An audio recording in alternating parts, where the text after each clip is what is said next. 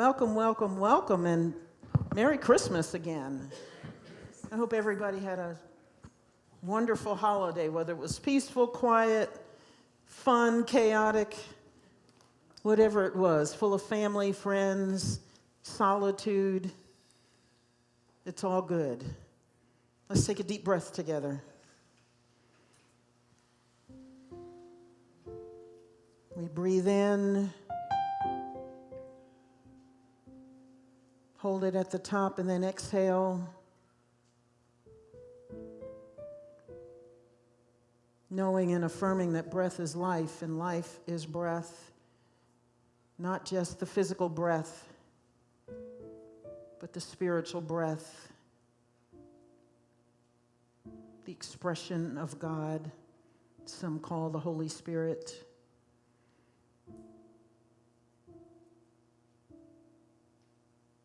And this life, this breath of life is infinite.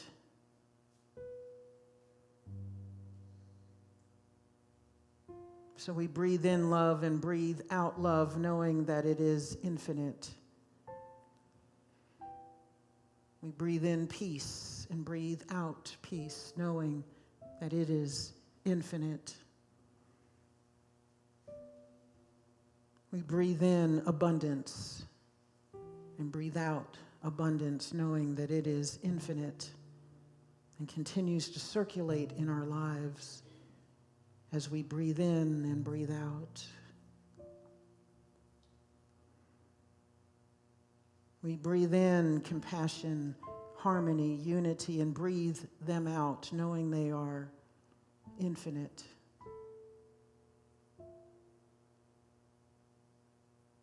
We breathe in beauty and breathe out beauty, knowing that beauty is everywhere, in everything, because God is in and through all things and is infinite.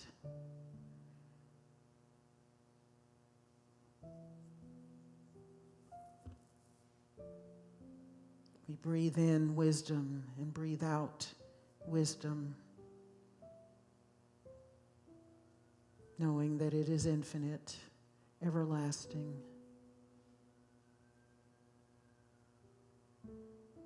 We breathe in divine intelligence and breathe out divine intelligence, knowing that it is infinite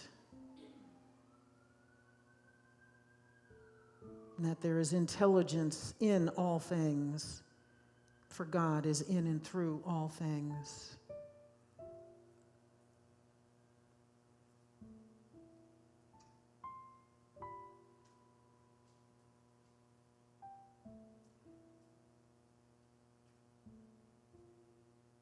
We let ourselves relax and rest in the knowledge that God is in and through all things,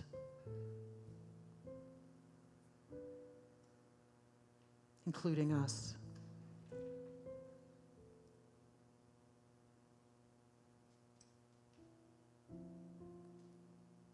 We rest in the divine.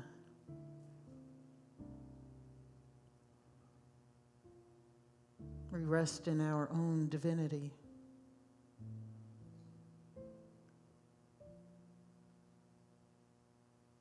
We rest in the present moment. Whatever it is,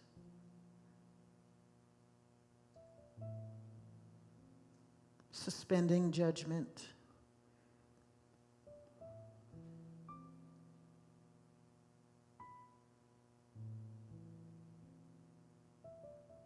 Just letting ourselves be in the present moment, our present circumstances.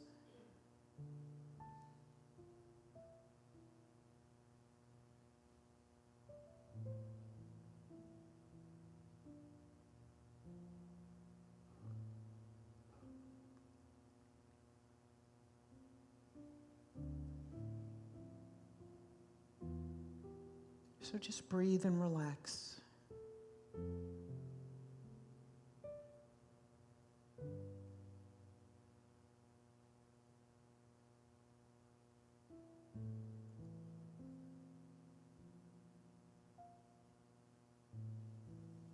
Breathe and relax, knowing that all is well, all is good, because all is God.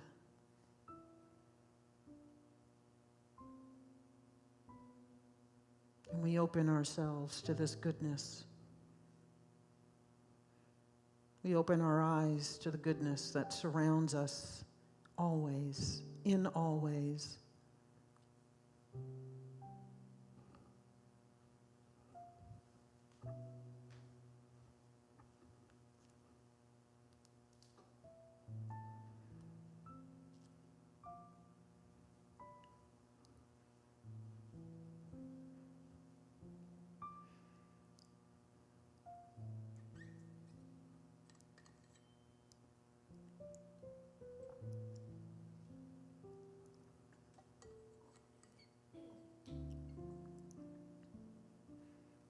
We open our eyes to the peace that surrounds us always, in all ways, in every area of our lives.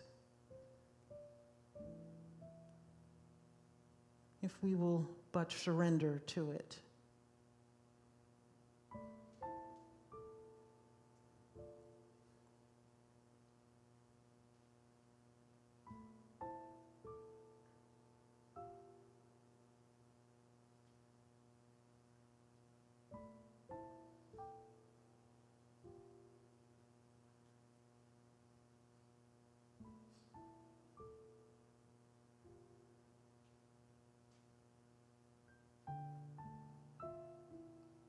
So from this place of surrender, of openness,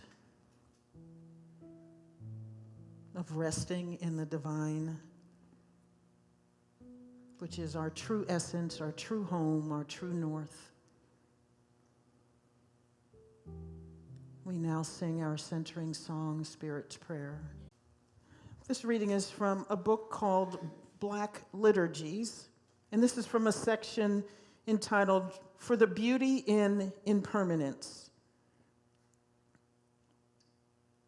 God of the unlasting, we have been trained to believe that the beautiful things are the things that last. Help us to hold this truth in harmony with the knowledge that there is also a mysterious beauty in what does not remain. We have clung to that which is static and unchanging, defining the divine as changeless, when you are also fluid and expansive, constant in your remaking of us. Protect us from the lie that death is only ever tragedy. Remind us that not all things were meant to last. Remind us that the beauty of autumn is in its temporality, that if the leaves were always red, they'd fail to stir us at all.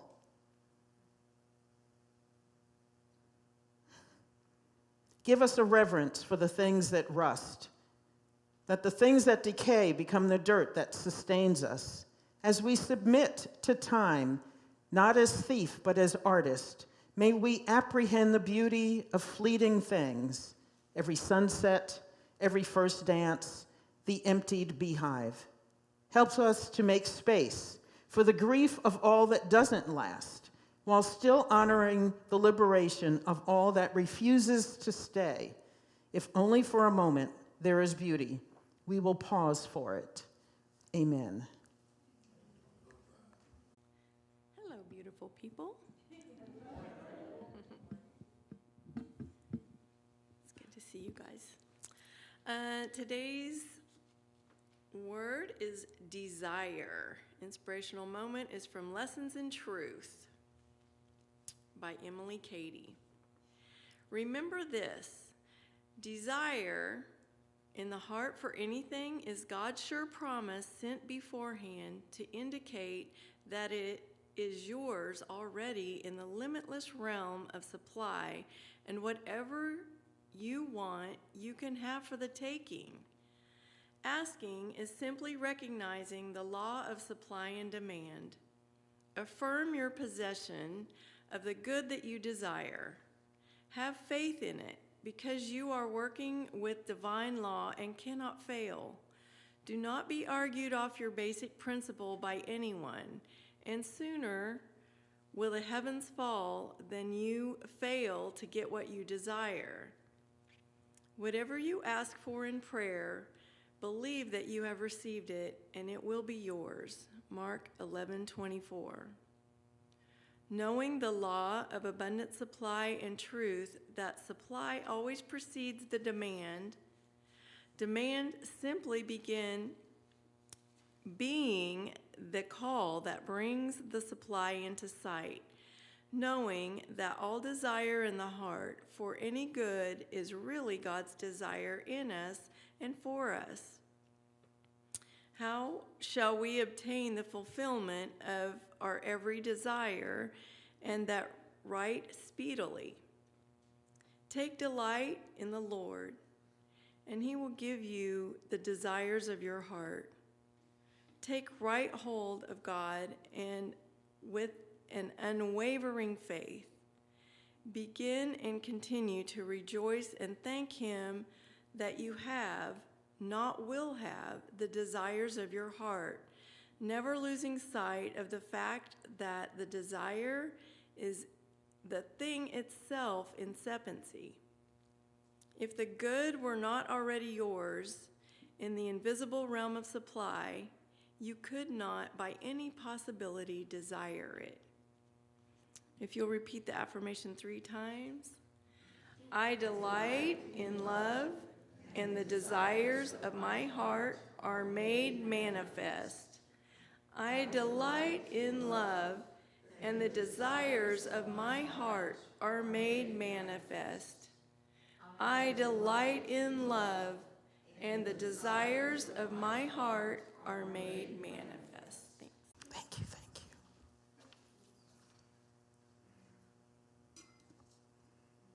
you. Desire. So in the faith I was raised in, desire was not a good thing. You could want some things, but you shouldn't want too much. Because if you want it too much, then it was probably close to sinfulness and greed, one of the 7 deadly sins. Oof, that word deadly. Oof. More fire and brimstone. So when I got into metaphysics and when I started embracing unity principles and learning about desire and looking at it from a totally different place, doors opened for me, not just things I wanted to manifest, but how I thought about even myself and what it is that I want and why do I want it. And that metaphysics is a study of things that are what's underneath the physical, what's underneath what we see, what's underneath the senses. And it's interesting about desire. When we want something, sometimes there's the thing, and there is an energy, there is a theme, there is an understanding, there is a greater principle that lies beneath the thing that you want. So you may want a new car, but maybe what you really want is greater freedom. Something more reliable. You want to get it on the road. You want to take road trips. You want to drive across the country. You want to be able to get up and go whenever you want to get up and go. Maybe that's also the reason why you want more money, because you want to be able to do what you want to do when you want to do it, and it just gives you the freedom to do that. Maybe in desiring a particular relationship, what you're truly looking for is divine connection. What you're looking for is what binds us all together, and it's not just that union with that person, but a greater union with the divine, because we find God in each other when our relationships are life-affirming, when they come from an authentic place. So it's interesting when we start to look at things, when we start to really open up to our desires and knowing that they're not bad, then the things that we want start to come to us without effort. Because like Dia read to us, these desires are coming from the infinite. They are coming from the divine. They reside within us. There are things I wanted as a little girl that I didn't learn how to want. I always wanted them. Always wanted them. And I used to think, where does that come from? Because I didn't grow up in an environment where some of those things were normal. I mean, I did. I've said this before. I always wanted to be not a lady of leisure, but a lady of leisure. Which meant to me that I could work when I wanted to work and not work when I didn't want to work. And that perhaps my work is not work, but that it is something that comes through me and from me, and I don't consider it work. And that my work is my leisure, that I show up and what I give is me, and that is my work. I didn't know anybody who lived like that. When I grew up, I wanted that as a very young girl. I always wanted to sing and be in concerts, and I always used to see that in my head. I didn't know anybody was doing. The people I knew that sang in church, and that was it, because that was the only singing that was probably good, that you sing hymns. And the rest of it you really shouldn't want, because then you're out in the secular world, and you know where that can lead to. Here we go with the deadly sins again. One of them's going to crop up and grab us. So in New Thought, in Unity, we think of desire differently. So this is from the Revealing Word, which is one of our dictionaries. The other dictionary that we have is a Metaphysical Bible Dictionary. So it was interesting to me. I thought, well, I wonder if desire is in there, and it is. Desire is an expression of the inmost being of man, the onward impulse of an ever-evolving man. It springs from deep within being, that's a capital B, and it has enduring power. Deep desire is essential to spiritual growth.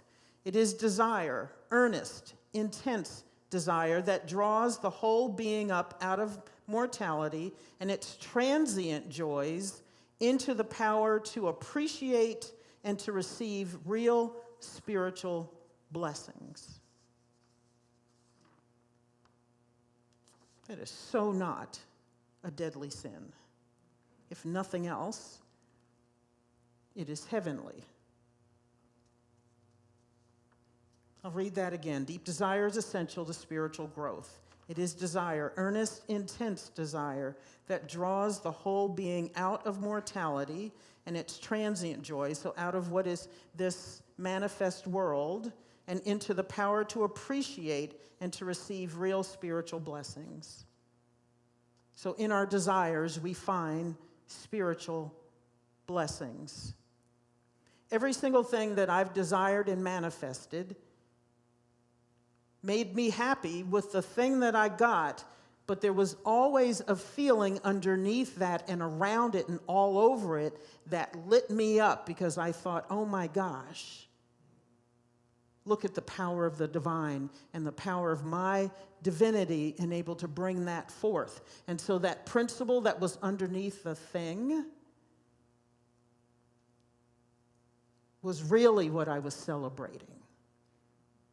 So it wasn't the house that I bought. It wasn't the relationship that I got. It was that feeling of divine connection that was underneath, that is the underpinning of the relationship that lit me up. It was having a sanctuary that looked like a brick and mortar home, but it was sanctuary that was mine, that I could create and do with what I wanted, that lit me up. The sanctuary, that feeling that this also is a place of peace that I can create and live in and have my being. That's what lit me up. And that was a spiritual blessing. And the blessing also was that this is possible and this has happened. And that the promise that you ask and receive, that you appreciate and what you delight in becomes manifest in your world has happened. And it connects you to the divine in a way that nothing else can. Because then you know that it is all real. And that this desire that you have is real and powerful and of God and from you as God, as divinity. Repressed desire is defined as desire that is forced out of consciousness into the subconscious mind without transmutation according to spiritual law. So if there's something you wanted and you decided you can't have it for whatever reason, or you should not have it, and then you bury it somewhere within you, that's a repressed desire. And when you repress it, it doesn't get to transmute. It doesn't get to change into the manifestation of it. You don't get the spiritual blessing because you decided that it is not a blessing. You have judged it to be something else. So you put it somewhere within you where it may die or it festers. Maybe it shows back up years later.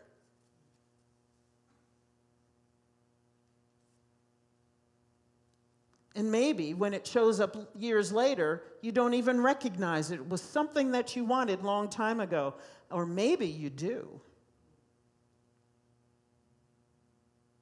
I've shared before that I had a desire for family because everybody in the generations before me is now gone. Everyone. And even now, my generation, some of my cousins are starting to transition. And those numbers are getting smaller. And so I had a desire for family, for connection. I didn't know that it would show up here. I didn't know that. All I knew is when I was asked to be spiritual leader here, I was saying yes to something. I didn't know why I just knew that it felt right. And I should do that. I didn't know that something I had probably not prayed for consciously would show up in something else that I said yes to and would become a huge blessing for me. And all the connections that have come out of this experience. And when I realized it, it came up again and I went, oh man, there it is, there it is. A prayer I didn't know I'd prayed. The desires of my heart becoming manifest. The desire to excel. I mean, I had that. I think we all have it. But I was always taught, you can excel and you should be good, but don't be too good. Because that's also kind of sinful. You know, the phrase in my house was, don't be too big for your britches. Where does that come from? Whose britches? I don't know. Don't be too big for your britches. How many times was that said in my house? Maybe not to me, but even if it wasn't said to me, and it was said to me a few times, if you want something, you're like, oh, should you want that? Probably not. Or it's not what you think it's going to be. But says the desire to excel is the inspiration of the Holy Spirit, which ever urges us to forsake earthly things and desire that which is of heaven. So our desire to excel leads us more fully into our divinity. We open up the kingdom of heaven that is within us, and it becomes real, manifest in our world. Desire to excel should be encouraged and cultivated in the right direction. It is in all men. We all have it, but some of us have repressed it. Some of us are afraid of it. Some of us don't know what to do with it. We look at it, and then we stick it back in the drawer. We dig it down within us again, and we say, I shouldn't do that. I don't know about that. Maybe that's too big for me. Maybe I shouldn't want that. Maybe that's for somebody else. Who am I to want that thing in my life? Who am I to be that? How many times have you asked that question or had that thought?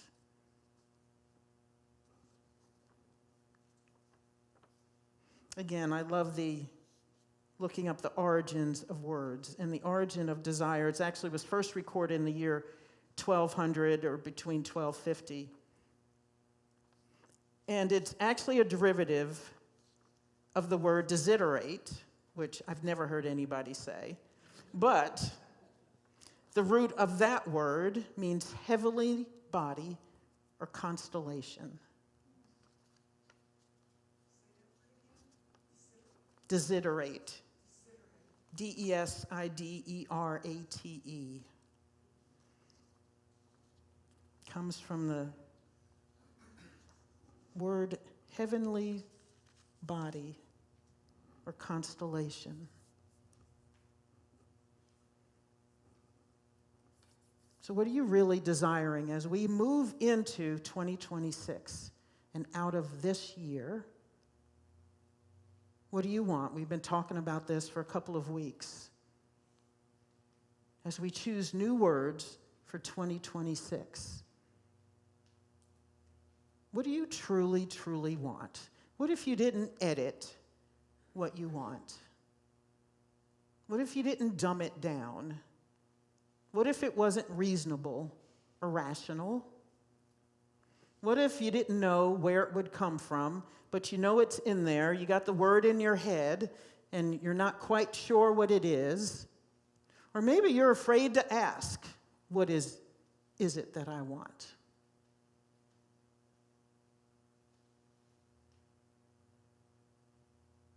Could you live in the world of infinite possibility as you think about 2026?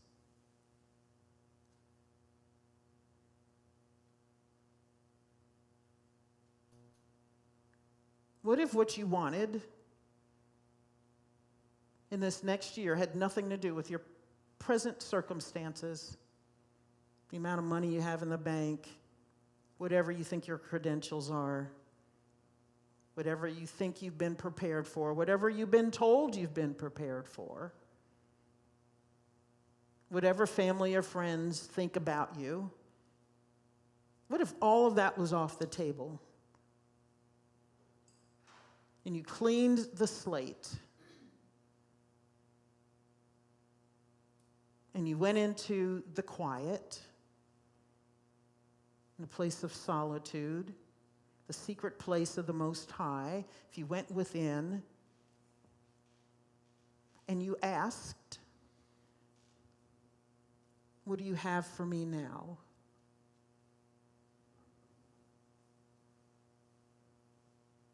What if you were willing to do that?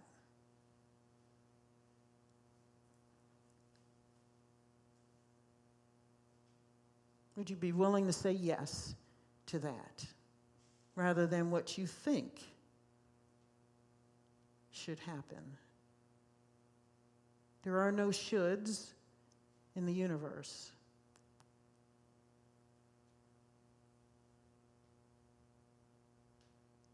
There's only what would you like to create, and we're creating all the time.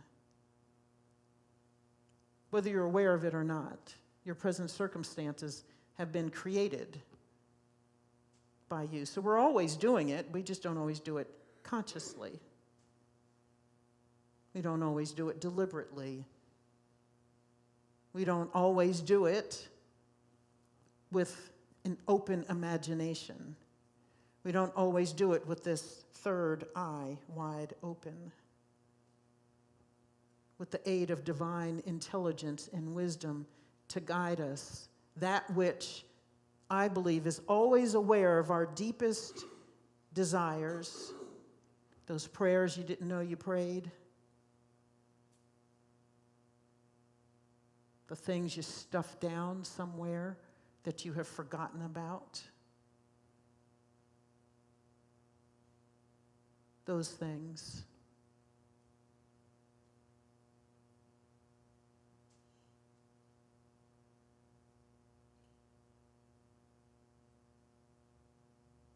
those things? Are you willing to have no holds barred and just go for it and claim whatever your divinity brings up for you? Are you willing to hold that desire of your heart open before you, not knowing how it's going to unfold, not knowing where it's going to go? Are you willing to step in with just that one decision, which is the word, not knowing what steps are after that?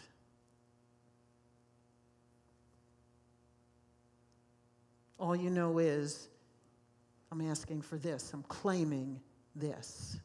And whatever it looks like, however it presents itself, wherever it takes me in the next 12 months, I will say yes to.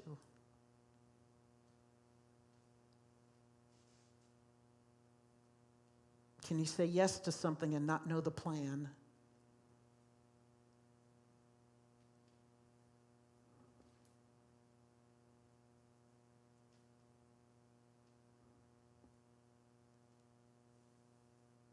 Can you say yes to something and be in total surrender to what it looks like and what it'll bring to you? Knowing that whatever it is will bless you in ways that you cannot imagine now.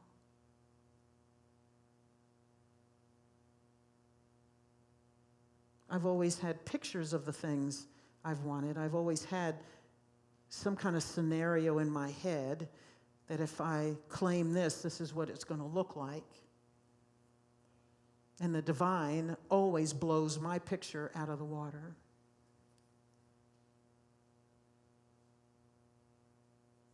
If I remain open, if I say, yes, I'm trusting with a full heart, with an open mind. Wherever you take me, I will go. Arms open wide.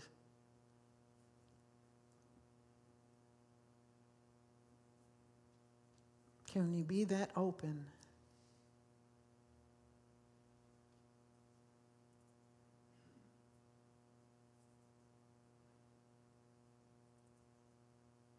So Linda and I were talking about 2025 and 2026. Would you come up and explain that for us?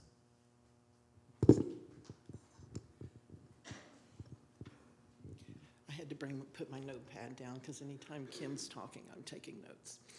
But we were talking about 2025, 2026. Can you hear me? And next week is the end of the year, and we start a new year. The interesting thing is it's extremely more powerful this year. I love numerology. So if you take the year 2025, then that reduces down to a 9-year in numerology. 9 years about completions. It's all about ending something. 2026 is all about new beginnings. It's new chapters. So if there's something you've ever wanted to get rid of, leave behind, now's the time to do it. Leave it in the 2025 year. If it's old habits, if it's lack conscious thinking of any sort, now's the time to leave it there.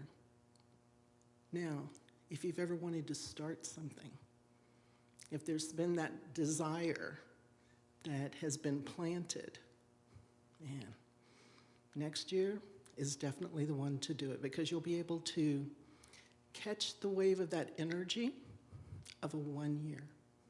So if you've planted something, if you've wanted to write a book, if you wanted to do something, 2026, that's the year to do it. Thank you, ma'am. So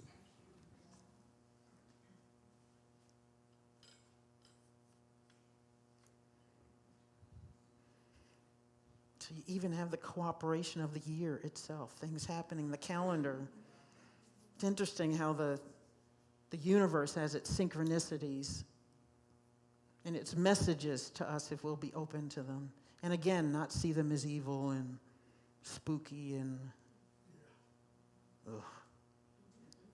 deadly. So what do you want? And what might you have to let go of? Maybe you need to let go of a negative connotation around desire.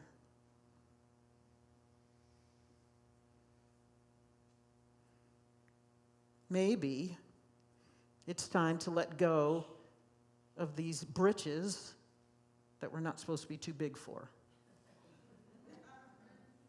Who's giving out the britches? Where do they come from? Just get bigger britches, that's right.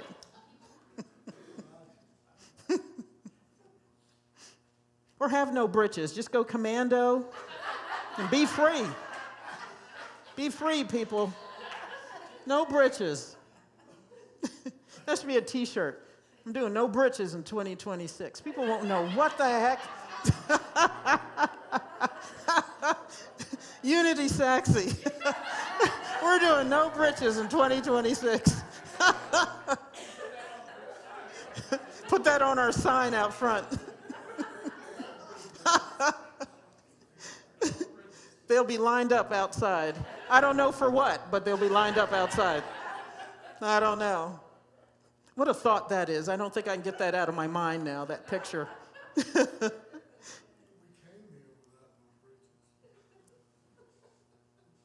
I belong to a group, and we get together every Monday through Friday, and we read from 365 Days of Richer Living, and we discuss it. And one of the things we say to each other, remind each other about, is that we are all free. Free to choose, free to be. Free to assign meaning. Free to create. Free to excel. Free to grow. Free to decide on britches or no britches, or what size your britches are. So what do you want? We got to let go of the constriction that we have. We have to stop contracting, whether we're contracting ourselves or our dreams, the things we want.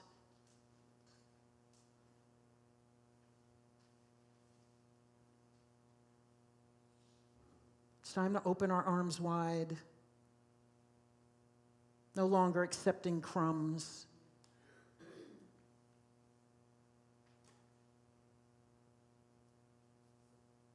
What do you want?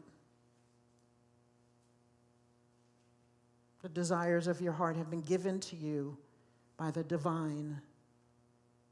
They are here for your spiritual growth, for your development, for your expansion. The world, the universe itself is always in a state of creation, and so are we.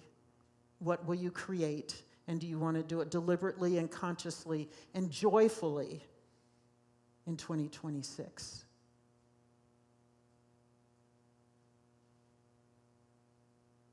So let's take this into meditation.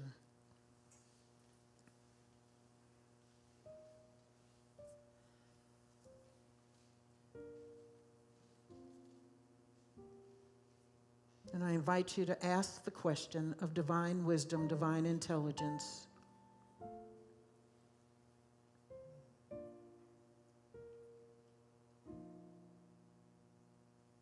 What is here for me in 2026 for my highest and best?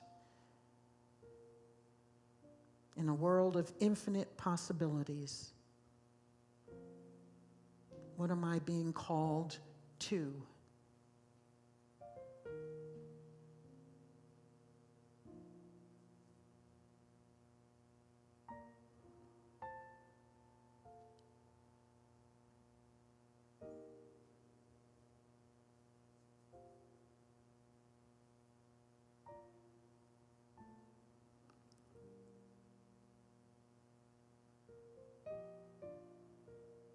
Let's just sit and be with that question.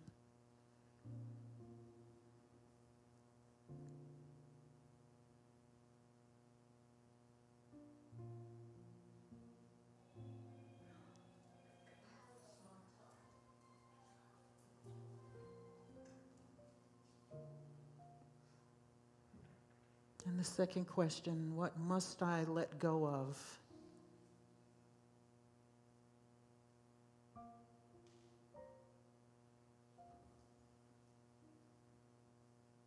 In order to step fully into my highest and best.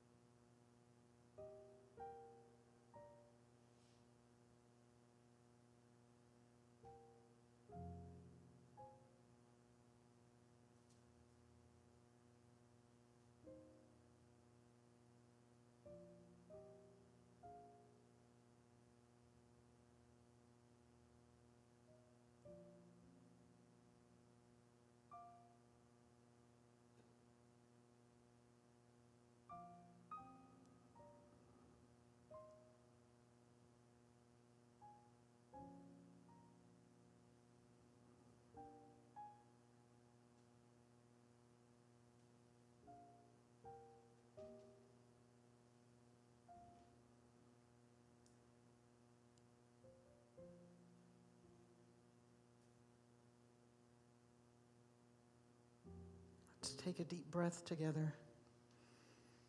And exhale. Inhale again. Exhale.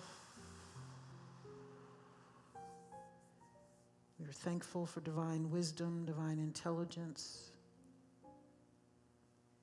We are grateful for infinite possibilities.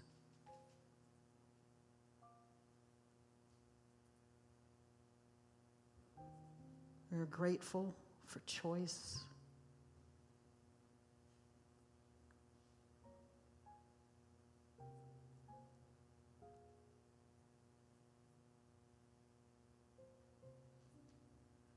We are grateful for unconditional love.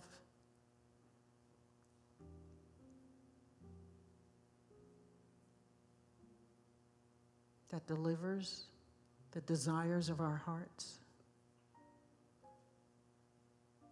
as we delight in that love.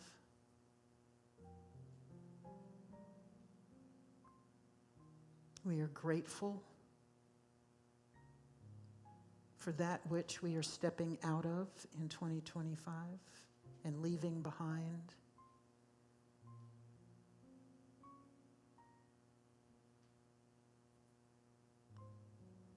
We are grateful for the things that have served us so far that we no longer need.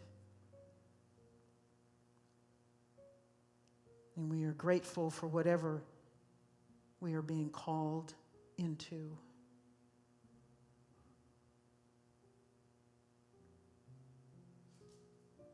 And with joyous expectation, we looked to 2026. We look to whatever this energy is, this word is, this principle is, this gift that is awaiting us.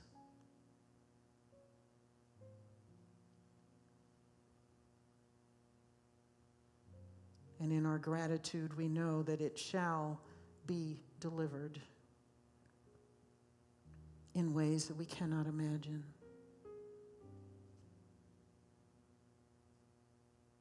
Not only blessing us,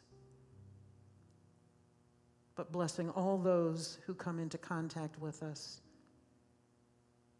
And the more free we are, the more love and joy and abundance and harmony and unity there is for all of creation. We raise mass consciousness to greater love and peace and joy as we step into greater love, peace, and joy.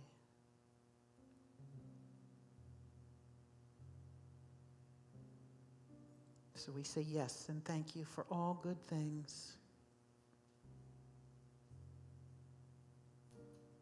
We say yes and thank you for that which we may not know that will come to pass in 2026, but that we are assured of its goodness, of its magnificence, as we become more assured of our own goodness and magnificence.